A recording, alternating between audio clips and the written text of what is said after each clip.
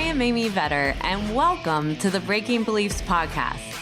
This valuable time is for you to pause in your day and go on your own self-journey. Discover the beliefs that are holding you back from living your best life at work and at home. Learn from the guests on this show as they share their inspirational stories on how they found ways to break internal beliefs that were no longer serving them. Because if you believe you can, you will. And our podcast begins now.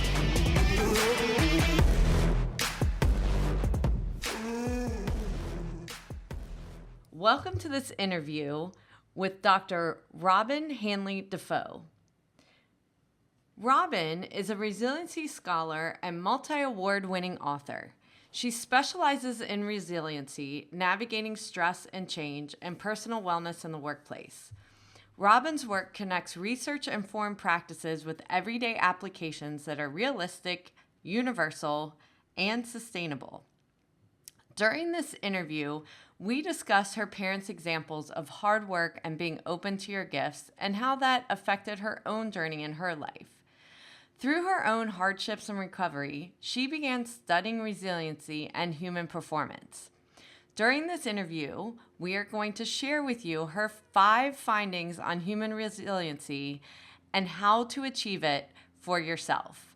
I think you're going to love this interview and have so many actionable takeaways to be able to implement into your own life.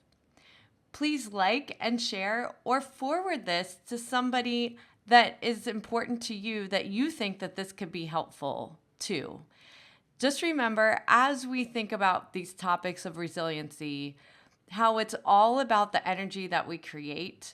And that energy that we create is contagious to the people around us. So being intentional and learning these tools can help not only ourselves, but the people we care about most.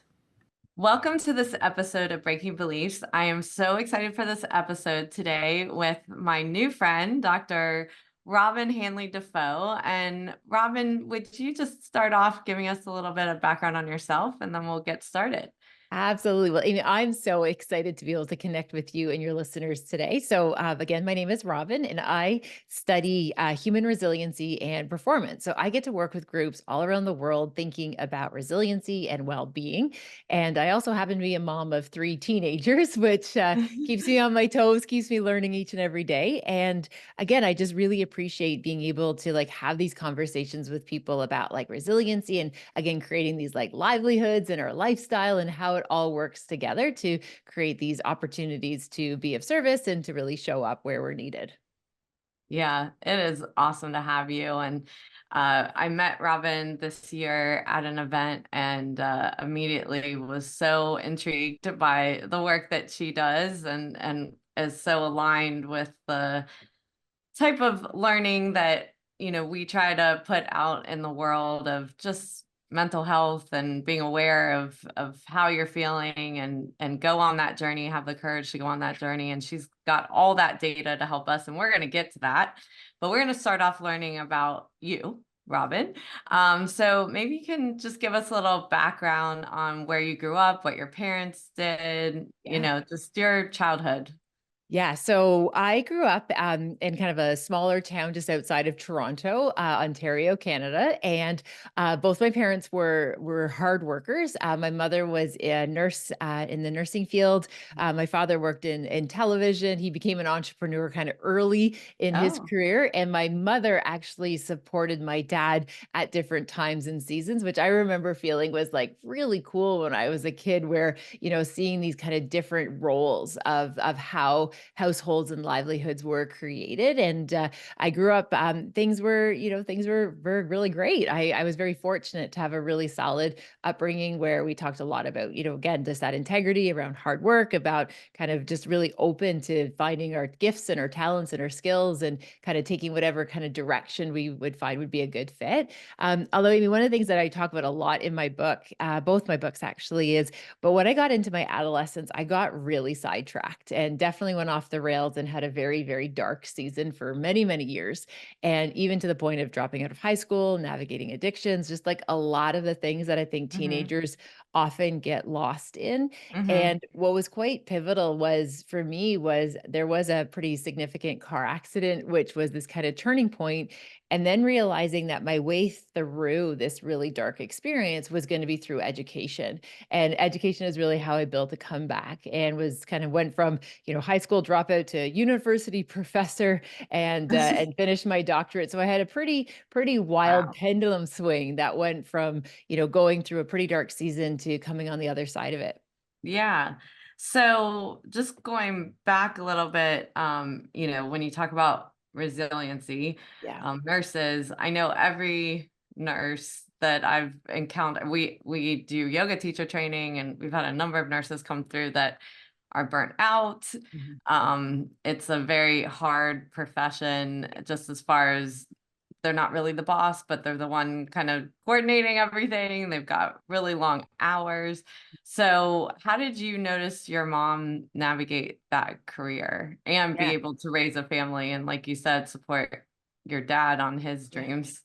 Yeah, it's a beautiful question. I think what was really kind of special about how my mom engaged with her career as a nurse is that when my brother and I were very, very little, she worked in a hospital, very traditional nursing setting, where, again, as you described, high levels of burnout, not a lot of agency yet being that front Mhm, line person for families and patients, which I remember her sharing was very challenging. And also like the mhm. hours, the shift work, that wasn't ideal for just her in terms of like how she felt like she was able to be her best in the profession. So she actually transitioned into what's called community nursing, where she would support persons who were, doing their best to stay at home. So she was actually what was called a visiting nurse. So she actually would go to people's homes underneath the program that was called the VON, which was the Victorian Order of Nurses. And I think what was really amazing is she found a way to stay in her field, which was nursing, Mhm. but in a way that like worked around her children's school schedules. Like I remember, like my mom would get into her uniform, she would drop us off at school, she would work all day, and then she would pick us up. And so she had the flexibility with the type of way she chose to pursue nursing that I think was a huge advantage for her to be able to support her family. Again, we always felt the priority was us as children. Mhm. She really was family first focused. And then she also found a way to still be of service as a nurse, but in a way that really fit our lifestyle. Yeah, so it's interesting you say that, because I think there's breaking points in everybody's career. Yes. I definitely had one of those as a CPA, being a firm partner. And when I went through the journey, it was kind of similar to your mom, where I realized like my purpose, it was serving my purpose as far as helping small businesses. And that's why I got into the profession. But I had to pivot in order, like, so I think a lot of people just run away Yeah. when things don't feel good, then sit in the muck, because sitting in the muck's hard, and being able to evaluate as an observer of what's going on, a researcher Yeah. of what's happening versus just like quitting everything and walking away. Yeah, you're absolutely right, and it's quite interesting. There's lots of amazing research that talks about like what we call like exit career points. And so often we see that at different points. For some people, it's like that 5 to 7 year mark where they realize this Mhm. quote isn't for me, and they will choose to leave the field despite all of the years invested, whether it be the education or those Yeah. practical skill sets invested. Whereas one of the things that I know even for myself, when I kind of hit that wall at kind of a few different critical points in my Mhm. own career, it wasn't that notion that I wanted to leave the field. I just had to find a different way to be able to engage with the work that was more in alignment with how I wanted to like feel most of the Yes. time. And so again, I think so often you're absolutely right. Like people like abandon ship where they're just like, oh, this Yeah. isn't for me. Because sometimes I think we have these like visions or these ideas or these kind of almost Mhm. like these boxes we get ourselves painted into to think this is the only way I'd be able to do this particular skill or this particular profession, when there's actually a lot more flexibility than I think we originally give ourselves credit for if we choose to look for it. Yeah. I love that you've researched this. How many people exit completely or they do pivot? Like, what have you seen in that research? Yeah, so the research that's coming top of mind to me was around education, and what we were seeing in education is that they would abandon the field completely. So Mhm. more often than not, they felt that their only kind of role was as a quote classroom teacher, and they didn't necessarily see how they can continue. So in that particular research, the majority of them were leaving the field altogether. Mhm. But we also see that's also very prevalent. We see in healthcare professions, we see in different types of professional practices where I would say the majority will leave versus kind of exploring different ways of still being within the field, but in a way that's better aligned with their values. Yeah, and this is so much a piece of, I think, the work of both of us, that what we do, why we resonated with each other so Yes. fast, because I think, I even see it in yoga where someone will be like, I can't sit still that long, or that's not me to do that. And these points, these pivotal points in our life are times to really figure out where we're not aligned and Yeah. where we're off, rather than giving something up that could have possibilities. Mhm. And, I think for yourself, for me, like when students ask me, like, how did I get to where I have no idea? Like, Yeah. I just was open to shifting and pivoting when I needed to, when it didn't feel right Mhm. anymore. And it's having that awareness and observation and then allowing yourself to feel bad, like not Yeah. feel like the thing is, you go to another job, you take yourself with you. Yes. So Yep. what is the kind of recommendations that you give people in those instances that Yeah. have to do that So work? Yeah, so I think again it's really kind of multifaceted. I know on one kind of area of this is this idea that like sometimes we're like kind of forced into change not by Mhm. choice, right? It's not like Right. all of a sudden we have this like amazing awakening just sitting back one morning having our cup of coffee and be like, "Hey, I think I should do this radically different."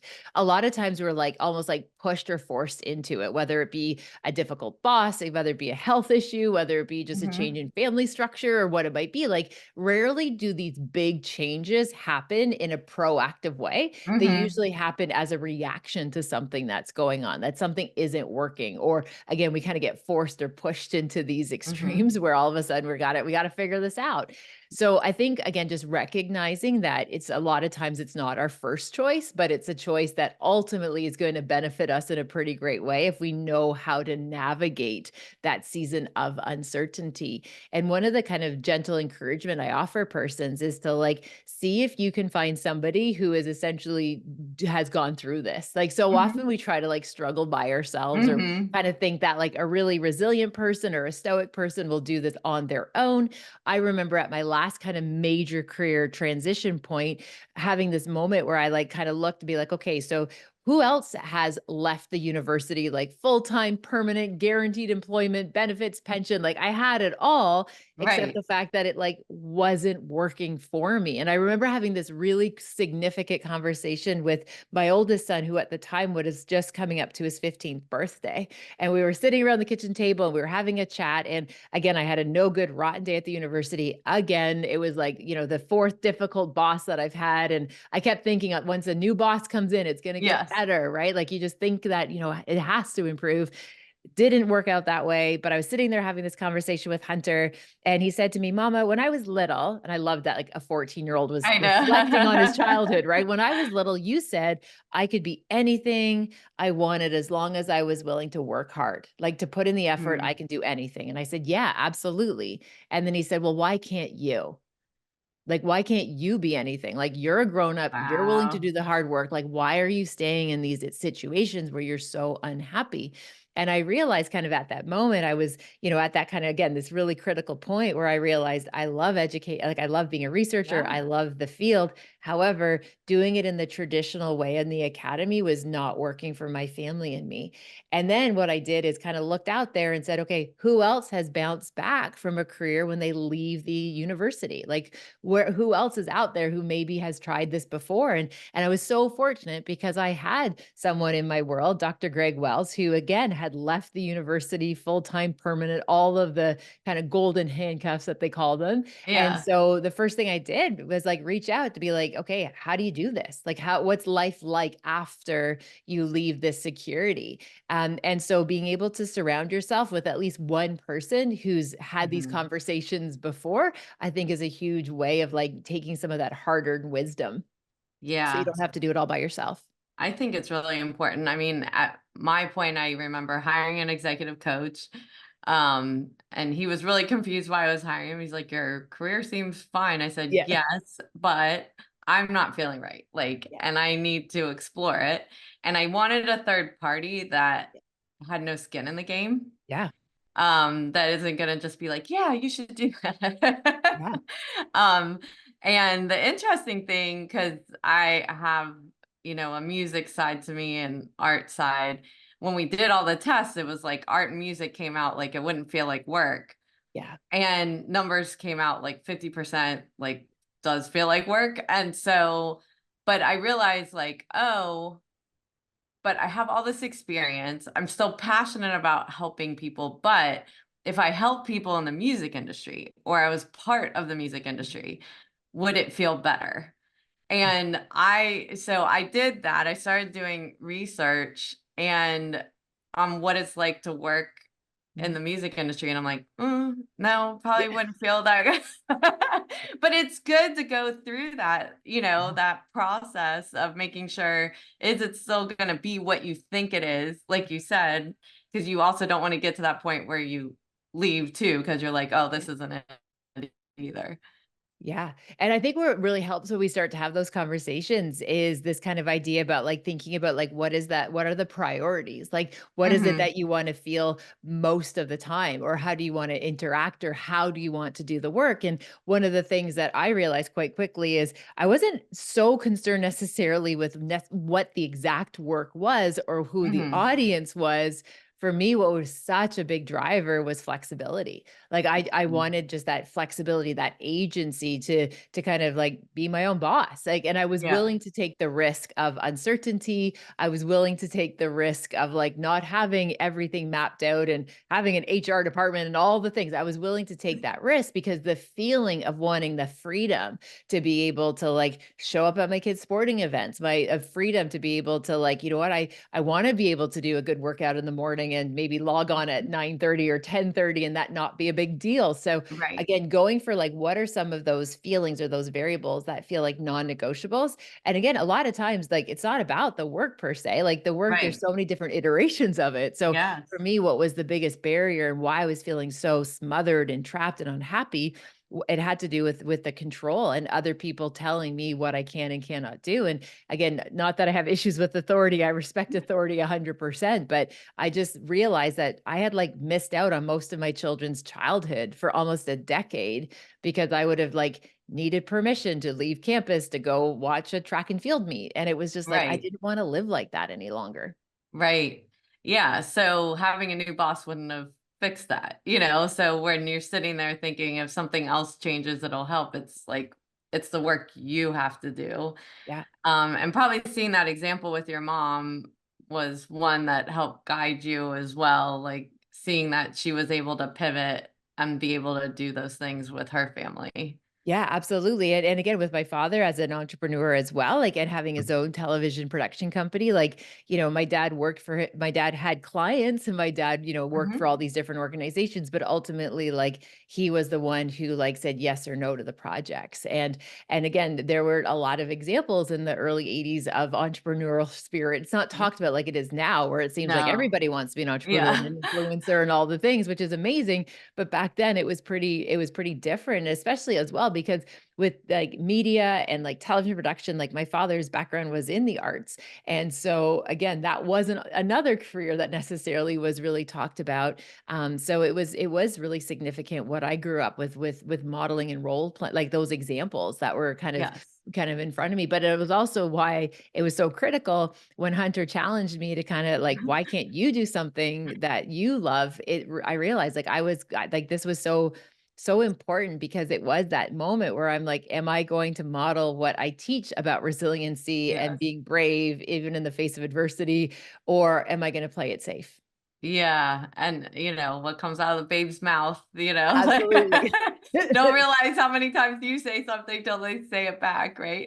Yeah, 100%. Yeah, and again, it's like that kind of notion, and even, he followed that up by saying, because I did push back saying like, I do this because I want to create stability and safety, for you and for your brother and sister. And, I remember Hunter saying, but I want you to like, you got to bet on yourself. Like no one will work harder to make that possible, that we grew up with security and safety. It's not in this institution. It's not in this like kind of this collective agreement or this like pension plan. He's like, Mom, it's you. Like you're the one who's going to make sure we're always okay.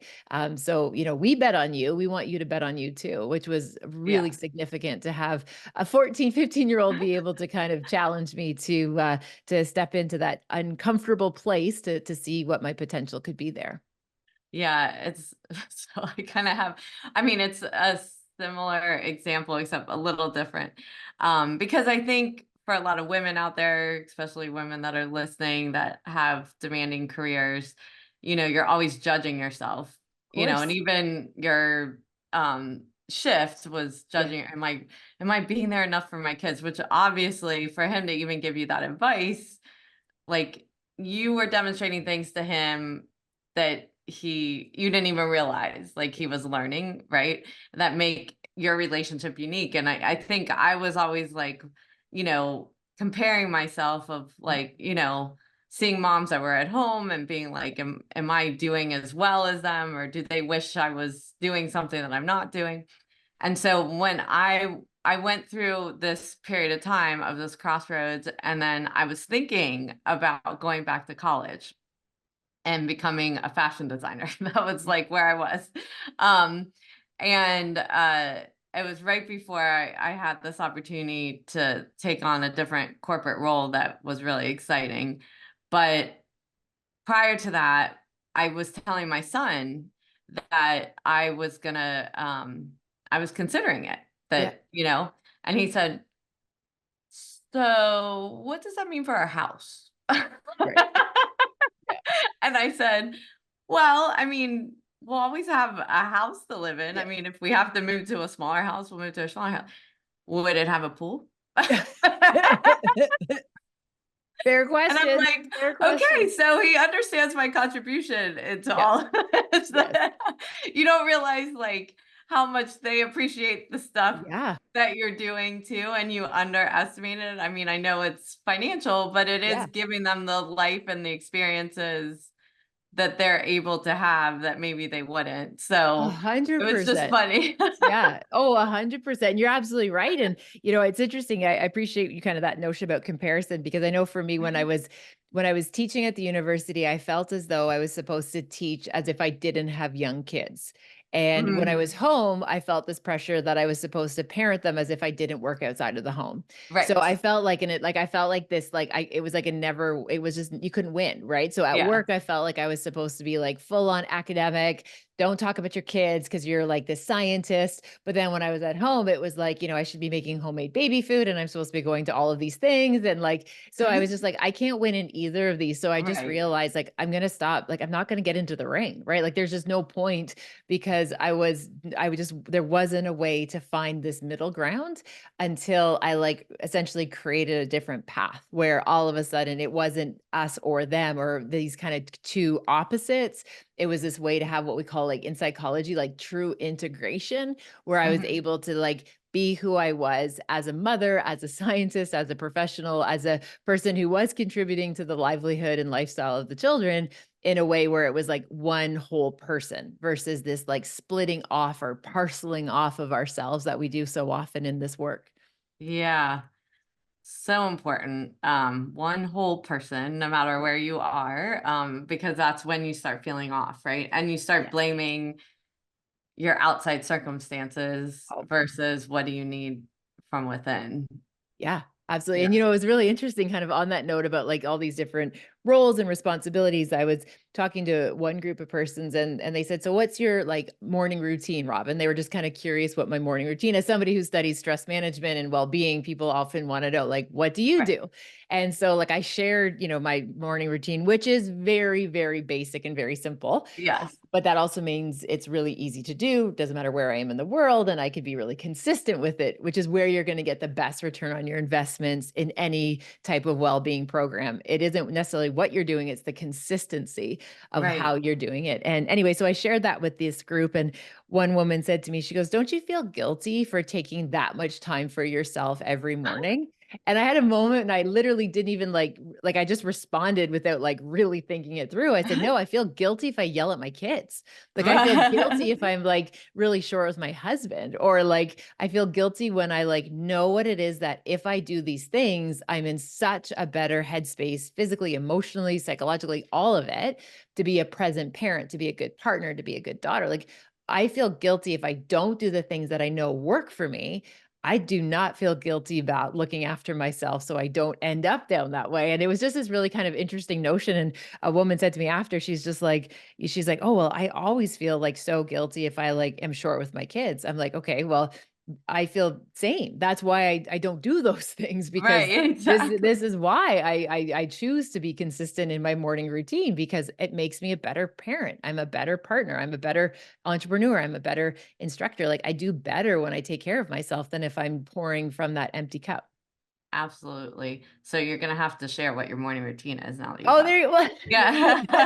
maybe it's again, it's not that big of a deal. It's like I try my very best. I have learned that I am somebody who, again, consistency compounds for me. So it's like Mhm. I wake up, I grab water, I get outside. Even if it's like Mhm. snowing, cold, raining, doesn't matter the weather. I always go outside for a 30-minute walk. I come back in and I have my coffee and I just do a little bit of intention setting. And again, I find that that is the Mhm. key practice wherever I go. Now, when I'm home and not on the road, I do incorporate, I make sure to make sure I incorporate some physical activity, like harder physical activity, because I enjoy what it feels like. Yes. And so again, but it's one of those things where I'm not trying to achieve any form of perfection anymore, of having to get X amount of workouts in. I just make sure that at least 2 or 3 times a week that I'm lifting heavy things, and I'm Mhm. making sure to stretch out those muscles, right? So again, Yeah. it's just that wake, I drink water, I walk. Obviously, with my dogs makes it a lot more enjoyable. Maybe listen to my favorite podcast. Like I just do this morning routine where I physically get outside as soon as possible. And then when I come back, have that coffee, some intention setting, and like map my day. I find it makes a world of difference for me. Yeah, that's awesome. Yeah. So, tell me about how you became a scientist in the first place. So, is Yeah. that what you wanted to be when you grew up? Absolutely not. No, What not do you at wanna all. be? Yeah, so I think when I was little, I was like fascinated with dinosaurs. So I remember, and I actually had family that lives in Western Canada, where they actually literally have some of the largest dinosaur research institutions. So it wasn't this like Oh, wow. wild idea. It was like this actually felt plausible that I can go to Drumheller and study dinosaurs. So I think at first it was a bit dinosaur related. I also competed as an athlete, so thinking something to do with sport in my Mhm. future was something that I was curious about. But as I said, 16, my whole life went off the rails. And then education was really how I built that comeback. And what I got really motivated by and curious about was, how was it, for example, that like some people like give up when they're in a hard season of their Mhm. life versus the people that were able to get up? So I didn't know at the time that I was building a career around human resiliency, but as my career unfolded, I realized that it very much was, looking and seeking information for my own self to understand, like, how did I survive this catastrophic car accident? How did I overcome addiction? So it was very self motivated to try to Mhm. learn about the psychology of the underdog, the psychology of somebody who's been kind of in that dark season but was able to bounce back. So again, I didn't set out to be a scientist by any means, but through kind of inquiry and curiosity, it very much led to that field. And then again, through education as an instructor, as a teacher, learning psychology, it all started to braid together to create this pretty cool career. Awesome. So, how did you get yourself out of addiction or why? Like, what Yeah. was the pivotal point for that? Yeah, so I think what was again after my car accident, it was very much this moment of realizing, and again, the I go into a lot of details in the book, but essentially, a person I was rescued, and a Mm, person risked their life to save my life, and there's something I think that happens when all of a sudden you realize that people put their life on the line to save you, and mhm, also how my family stood by me, and my mother especially was so instrumental in my recovery, that I felt this kind of need of having to pay it forward, and so again, doing a lot of relationship repair, a lot of work, figuring out how do I move forward in a way that honors what I had gone through, but also the people who really stood up when I needed them the most. And so that was really pivotal for me. And again, I'm so mindful that part of the work that I do, if we were like to boil down all of the science and all the research that I practice, it very much comes down to the notion of like hope as a strategy and just mhm. hoping for a better future and then working towards what that could be, what that could look like. Yeah, I would say, to follow up with what you said before, hope is a strategy with consistency. Yes. Yeah. Yeah. Absolutely. Because it's one of those things it's one of those things that, I've been around dreamers that never actually do something. Yeah. So if you can have a dream and then you've got to create the steps and the consistency to get there. Yeah, absolutely. And we often talk about that idea that like certain emotions are very fleeting. Like, again, we Mhm. hope that there's that steadfast undercurrent of hope throughout it, but then it requires that motivation for sure, but also that discipline for follow through. And what Mhm. I think really actually kind of contributed as well to me, me getting on the right track and moving forward was the field of psychology I chose to study was behaviorism. So that gets really actionable. It's very instantly Mhm. actionable focus. So learning habits and tactics and strategies that we can put into practice. So again, moving from that theoretical into that action or that dreamer into, what it is that it actually looks like to move forward was definitely a help as well. So maybe you can give us some insight into some of your research and what you found on this. Yeah, so lots of big ideas. One of the things that we found was super crucial with human resiliency. We found that there were actually five variables that made what we saw the biggest impact on a person's ability to weather difficult seasons, difficult experiences. And the first was a sense of belonging, that people needed Mhm. a home team, that one caring, consistent person in their corner that it's worth Mhm. fighting for, or that person is going to kind of be your encourager, that cheerleader for you. So we know that that one critical person makes all the difference in somebody's life to be able to withstand difficult times. The second we learned about was like this really interesting idea about perspective, about understanding how to, critically think and problem solve, but also how to like feel your way through the world. So there was this amazing Mhm. alignment between people's head and their heart. And sometimes, Amy, the greatest delta could be between someone's head and their heart. Like your head has an idea, but your heart's like, I'm not ready. And so Yeah. people who are able to honor the emotions, being able to have that connection, that synergy between the two is really important. The third one we came upon was the role of acceptance, of recognizing that we have to work within our controllables. Like, yes, we can want things to be different, yet we can't touch the past. We have to build a future based on the lessons learned from the past. So Mhm. that degree of acceptance was crucial. And the other two were a wee bit of wild cards. I love these that were we learned about the power of hope as a strategy, that hope very much is this through line that we have to believe and trust that Mhm. better days are ahead, that there is a Mhm. big bright future we can go after.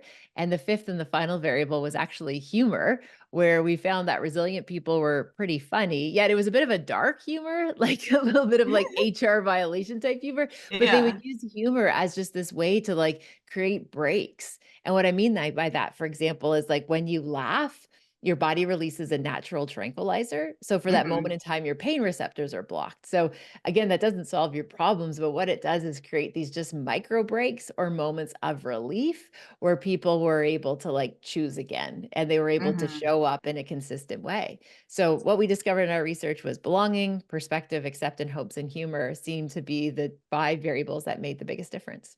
Yeah.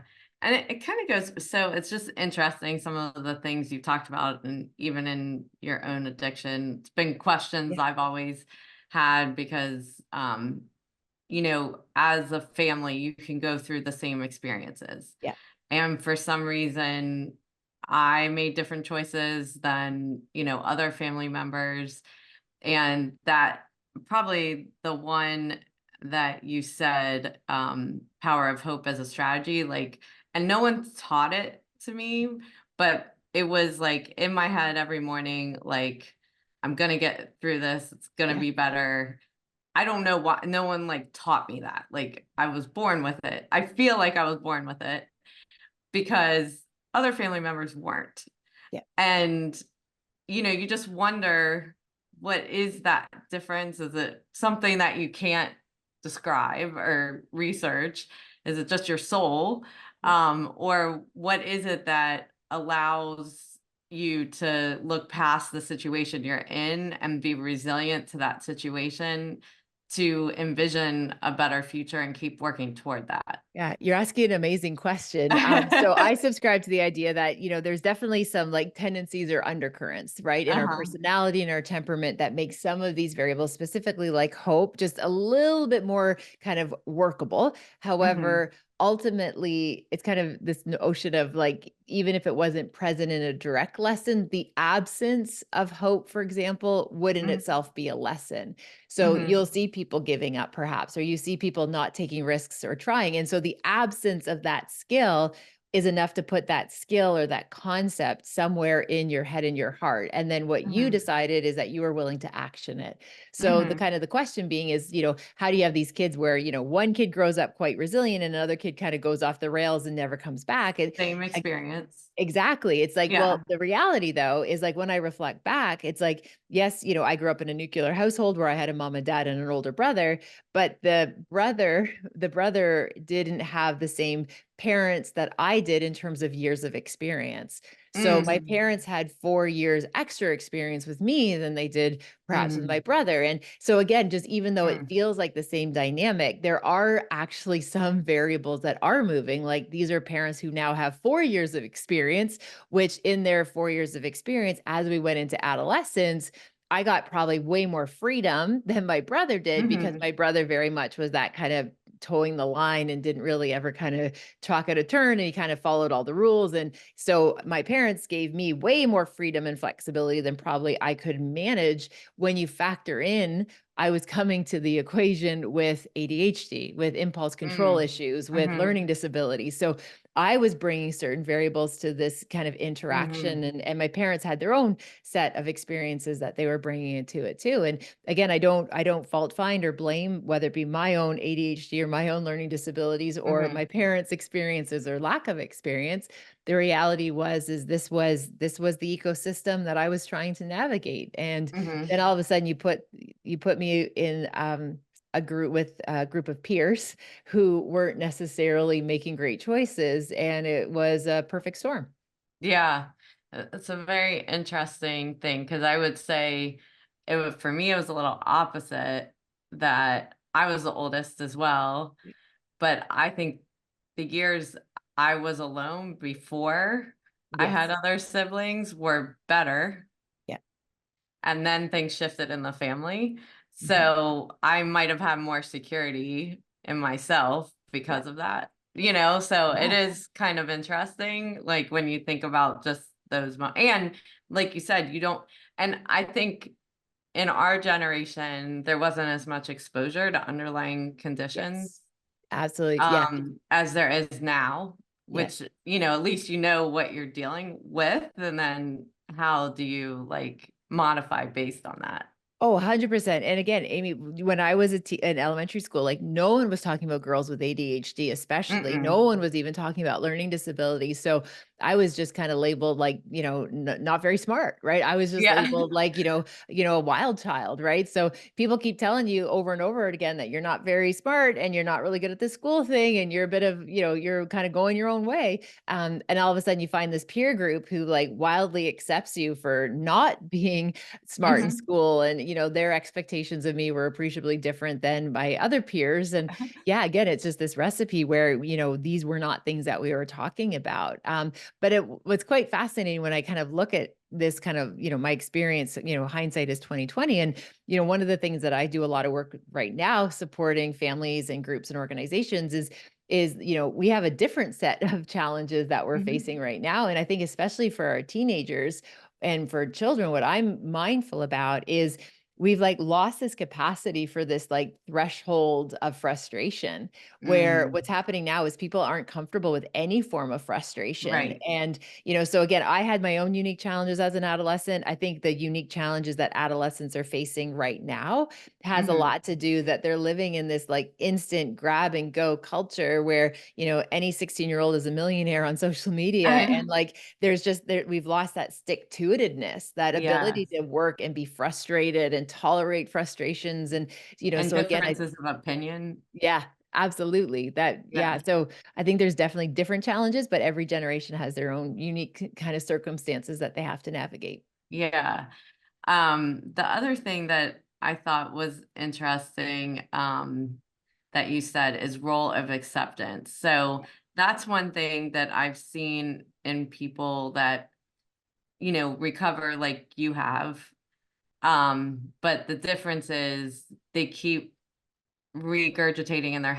head what happened in the past and they can't get out of it. And it's like, that's not your now, Yeah. but they still, once you're lucid, you feel bad about those things, but then it ends up creating your experience all over again Yeah. and goes on repeat. So how do you help people, because even, so using an example you said, because I talk a lot about belief systems. So Yeah. little belief systems are that you're not smart, Yeah. which then drives habits and Yeah. behavior and everything you demonstrated. So then you were lucky to be a learner and Yeah. come out of that. But what if you just kept that belief system that you're not smart? That's Yeah. ringing through your head.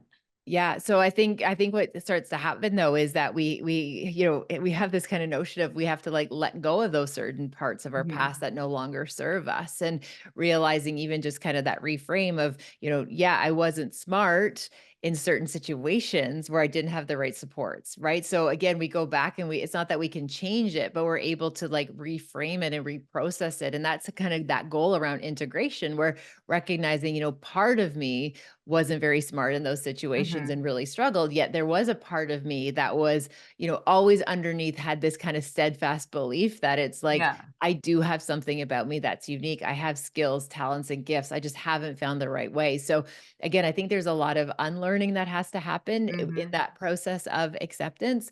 But the other thing too, I think, is just recognizing that, like, I think we have a tendency in our culture to very much kind of define people by the worst things that they've ever done or the worst things Yeah. that they've ever Mhm. experienced. And I think what happens as somebody who has gone through some pretty difficult times is, really letting go of judgment, not only against myself, but also other people in general. That I Mhm. very, very rarely have, strong opinions on anything, or because I always just know that there's more that meets the eye, that there's more going on that most of us will never be aware of. And, so letting and showing yourself empathy, I think what happens is it can flow through you. And that way Mhm. it's, if I want to be empathetic towards other people's struggles, I have to make sure I'm holding empathy for myself. Because for example, if, I hear people say often, it's like, oh, I should be happy or grateful because I have a roof over my head and I have Right. food on my table. Who am I to have a bad day?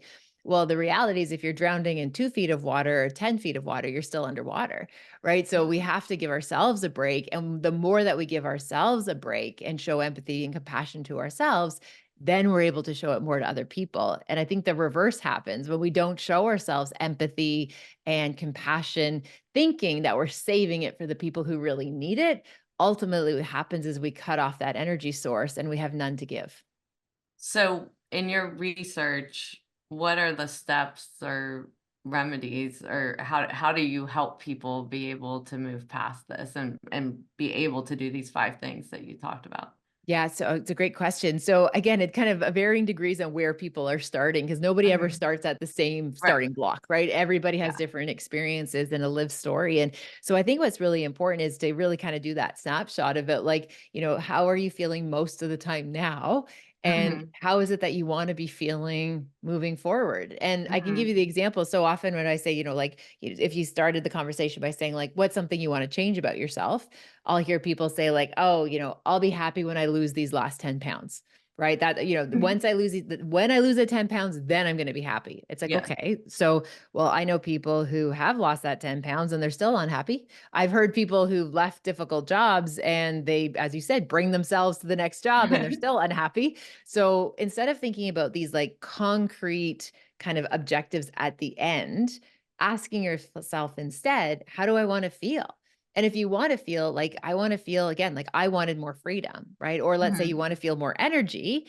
Okay, well, walking every morning for 30 minutes. If you want to have more energy and feel more Mhm. energized, that becomes a much easier behavior versus, oh, I want to make sure I'm trying to lose weight, right? That Mhm. always in that place of deficit. So put some focus around how is it that you want to feel and asking somebody, do you feel your best or like your favorite self when you are riddled with guilt, when you're trapped in the past, when you're defined Mhm. by your mistakes? Do you feel like your best then?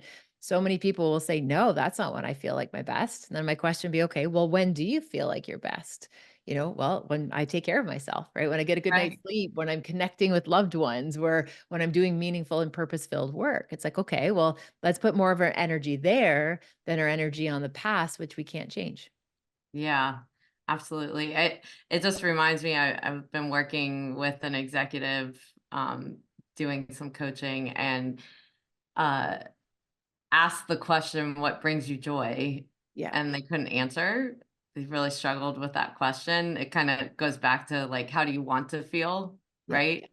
Um, but if like there's an emotion you can't even like tap into of what would create that emotion, like what activities, what Yeah. things you do that help you. And they went back and did all this research, and because it drove them crazy, they Yeah. couldn't figure it out. um, but that's how we kind of went back and said, Yeah. okay, well then any activity that doesn't meet one of these criterias is a no. Yeah. Like you've got to start creating boundaries in your life so that you are feeling, you're never going to feel that 100% of the time. Like none of us have that perfect day, but if you could get 60% or Yeah. 70% there by making hard choices of your yeses and your nos, Yeah. that is, a way to help you to feel the way that you want to feel. Yeah, I love that example. That's beautiful. The other question I also love to ask people when I'm doing some of that one-on work is like, how are you feeling when you're your favorite self? Right. So it doesn't have to be your best self Hmm. or your wisest self or your Right. joy-filled self, but like, what's your favorite self? Right. And so Right. often there's this childlikeness that goes with it, where it's like Uh-huh. carefree and spontaneous and playful and lighthearted and like all of these really high vibrational emotions. And high vibration research like that isn't like that's not woo woo, it's science. We actually know emotions carry a frequency, and the lighter the emotion, the lighter that frequency of Mhm. merriment and joy and opportunity and possibility, and versus like grief and helplessness and sorrow, which are so dense in terms of emotional Mhm. frequency. So tapping into your favorite self usually gives us a wee bit of a window into what some of those higher vibrations are, and it gives people kind of a starting point. If that notion of like, your best self, again, there's pressure. There's like Yes. stereotypes that get put in, or your wisest self versus like, what's your favorite self? What are you doing? Who's around you? What activities are you engaged in? What's going on is usually kind of a neat little window into that as well. Yeah, I heard, it just reminded me, just recently, I was listening to a podcast or something, but they were talking about that most emotions have to come out of you, Yes.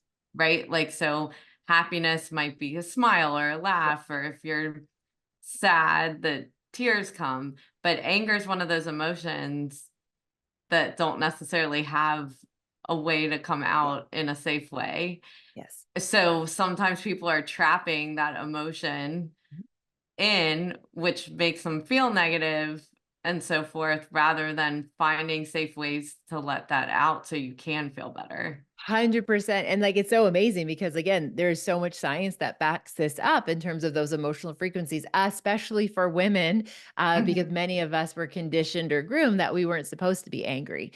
We weren't supposed to experience anger. And again, even if you imagine like, in a school example with little ones, a little boy's mad and he like kicks a chair over, right? It's just like, oh, boys are being boys. But if a little girl did that, it would just be like, she's out of What's wrong control, with her? right? Like, what is wrong with Yeah. her, right? So there's these different thresholds. And the other piece that's kind of interesting about what we would call like more of that dark or dense energy, and Freud talked Uh-huh. about this a lot in his work, was this idea that like just because we're feeling anger, it doesn't mean we need to express it in like an angry way Yeah. at the source of anger. So even for example, like there's research that shows, when people are feeling really, helpless or frustrated or angry, it's one of the reasons why watching competitive sport is such this amazing release, because it's actually releasing those Mhm. endorphins and that Mhm. adrenaline.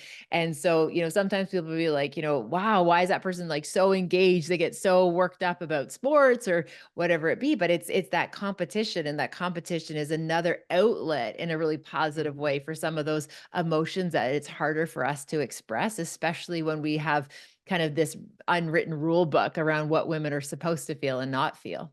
Yeah. Oh my gosh, I could keep talking to you, but Oh, I've got to be able to close this up. So, I like to end with some rapid fire questions, and I want you to pick a category. So either family and friends, money, spiritual, or health. I'll do family and friends. Okay. Things or actions I don't have that I do want with my family and friends. Oh, more travel. Definitely. Okay. Yeah, definitely more travel. Yeah. Okay. Things or actions that I do have that I want to keep. Um, like team huddles. Like I'm super close and we get these really amazing like one-on-one moments or these small group interactions where like I have a good pulse on how the people in my world are doing, and I love that. Oh, I love you call it a huddle. That's your Yeah, we have little athletic huddles. side. Yeah. Things or actions that I don't have that I don't want to have. Um, so we have very good lines of communication with the people like my inner circle, and like I want to make sure that like nothing is going to interrupt with that we have that approachability and we can connect. So keeping those lines of communication as they are, I don't want anything to interrupt that. Okay. And then things or actions I do have that I don't want. So I think what I'm ready to let go of is again some of the guilt, right? Some of the guilt Mhm. of just not always being, you know, yeah, I can, I'm one person, one heart, one head, one heart, and I can only be in one place at one time. And Yeah. sometimes I apologize for things that are actually outside of my control. Like it was our daughter's grade 12 graduation, and it was like the weather wasn't good. And I was like, I am so sorry that the weather isn't good, as if I had any control whatsoever of the weather, but just kind of this odd guilt I sometimes Yes. carry on things. It doesn't necessarily serve me well. I'm ready to let that go. Awesome. Awesome. So is there anything that you want to make sure people take away from this conversation or anything we didn't discuss that you want to close with? Oh, well, Amy, first, thank you for the opportunity to be here and have this conversation. And I'm happy to let folks know we have lots of open educational resources on the website. So if you're looking for more information, more tools, ideas, also we have lots on social media just to keep the conversation going. I just think what's so important is that people have that inner circle of being able to talk to people who have, similar views in terms of like really wanting to do the good work, be of service. And I'm here to help. So thank you for this opportunity to have our conversation and for many more that will come. Awesome. Well, thank you so much, Robin, for being here and so many great takeaways that I'm sure people are going to be able to action. Wonderful. Take good care of me. Thank you too. And now for my mindful moments with this interview with Dr. Robin Hanley-Dafoe. Such an incredible interview. I just love her. We met this year and just immediately started connecting because we both just love this topic and going deeper in it and being able to share this with the rest of the world because education is what helps us grow. And the more we learn, the better we can become, not only for ourselves, but the people around us. And Robin is an example of not only researching it, but living it. And if you're around her, she just gives off such a great energy and caring of others. So definitely reach out, look at her website, read her books. It can really be helpful to you. So during this discussion, we started off talking about the lessons she learned from her parents of hard work and just being open to your gifts. And the thing is about hard work doesn't mean that we have to work hours and hours and hours. It means that we are putting the right amount of effort in the right times of our day with the right people. That could be at work, that could be at home, but it's how we shift that. And really talking about her mom's path of how she went from nursing at a hospital and pivoting her experience to going to home nursing so that she could have the flexibility that she needed for her children at home, but also to still have the career that she desires. And that brought us to really talking about her research around exit career points and what causes that to happen. And I think it's really important that when we struggle at work, it isn't necessarily the work itself. It could be our environment.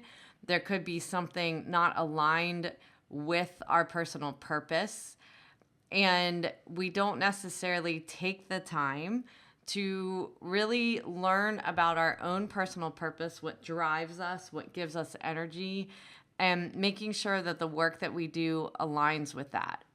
And so when we talked about her research, she was saying that many times this exit point comes at about 5 to 7 years after you start your career. I hear this all the time when people have, gotten into the field that they wanted to get into, and maybe it wasn't what they expected.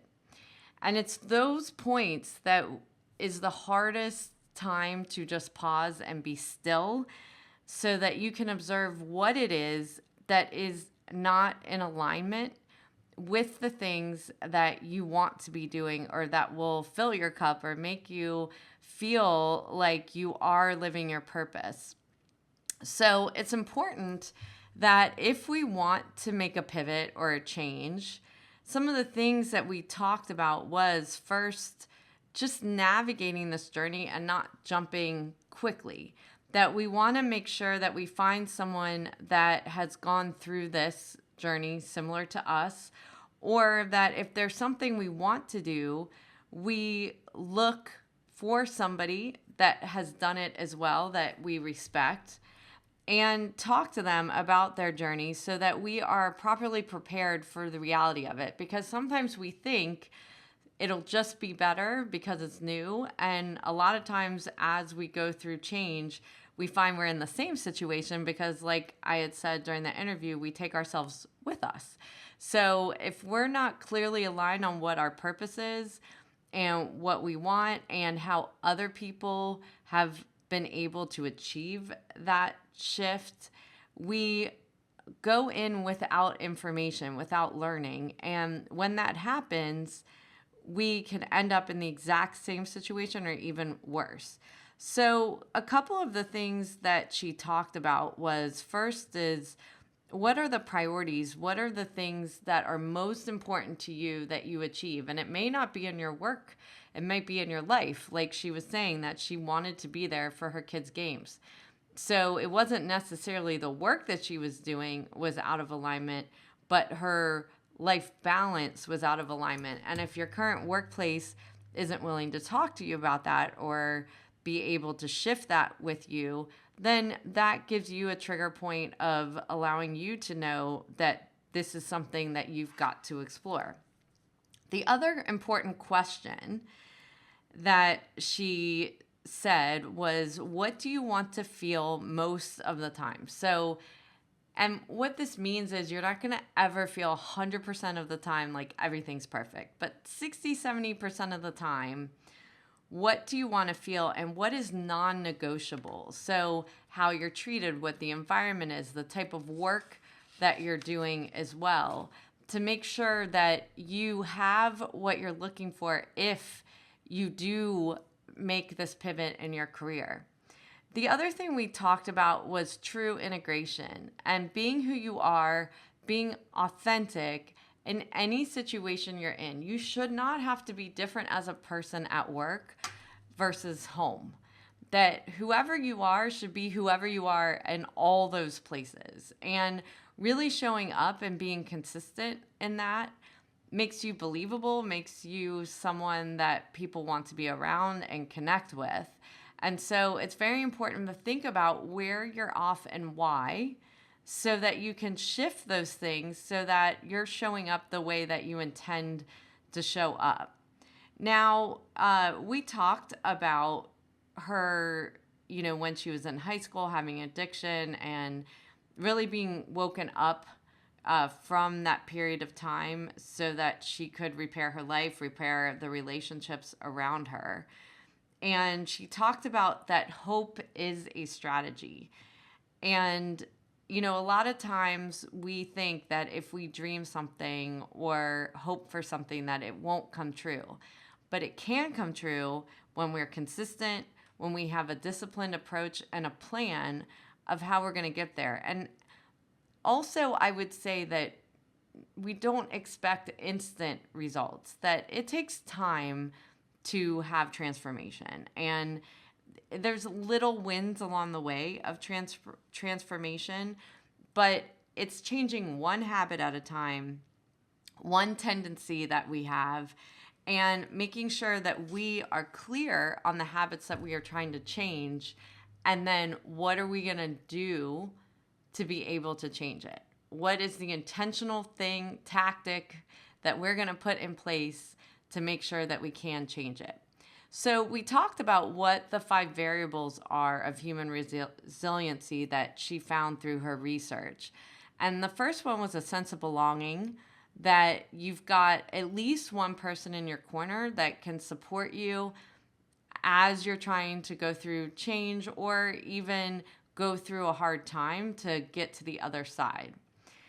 The other thing is perspective, and that is that this is the way you feel your way through the world, and your head versus your heart, and trying to align the two so that your perspective is reality. And you're making sure that you are doing the right things, but you're doing the right things authentically and ethically and morally, so that you can build those relationships around you. The third one we talked about was the role of acceptance, that we can't fix our past. And we did get into a longer discussion about this, that if we get too stuck on our past, it can ruin our future and it can ruin our current time. We need to review our past to help us with making decisions going into the future, but we can't harp on our past for the rest of our life. We have to live in the present. We have to do as good as we can each day. The fourth one was power of hope as a strategy, that there are better days ahead, that you're keeping a positive mindset and looking into the future and envisioning what that would look like. And, what I like to call this is a mental rehearsal, that you actually start envisioning what it would be like when you've actually turned things to the point that you're trying to get to. How would it feel? How would it look? How would you react to things? How would things change so that you can get there? And the fifth one, which was interesting, was humor and using it as a way to create breaks or moments of relief. And so if you're not humorous, where would you find something that could help you laugh and bring that into you? Her, strategy, a lot of this is around hope and having, if we don't have the tendency for hope and we have an absence of it, that we look to see how we can change that habit or change that feeling or that perspective or that mindset and decide to take action. Make an intentional decision to take action so that you can make those shifts in your life.